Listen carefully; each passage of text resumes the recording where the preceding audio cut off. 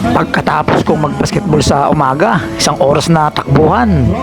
Tapos ay 2 oras na uling-uli din sa Divisoria. Ay matik na yan. Dito tayo sa Biryani King pupunta.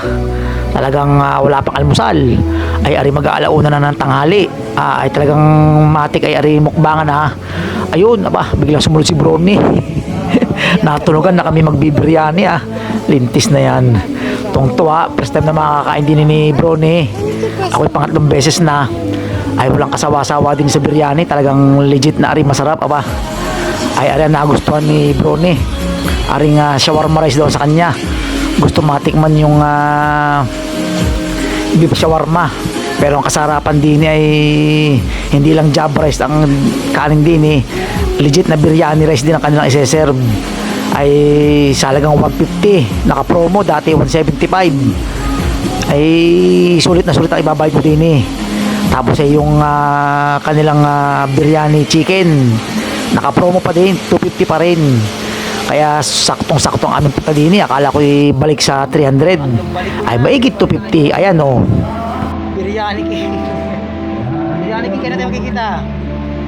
Promo pa rin 250. Ayos. Dalawa lang kaming kakain Sumunod naman na rin isa. Si bro. Makatapos mag-basketball na Lala mo naman. Walang almusal. Diretso na dito.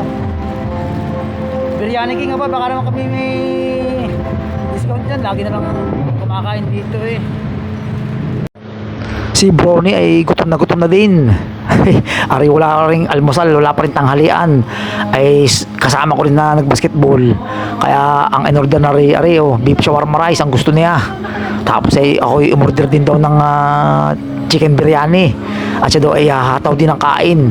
Humataw sa laro ay humataw din sa mukbang din Biryani King. Naayos, sinama ko ng anak ko. Akala ko magkikita tayo ay magmimit sana tayo ay papakilala ko sana sa iyong anak ko. Sana sa susunod na punta ko magkita na tayo. Solve na naman kami din sarap.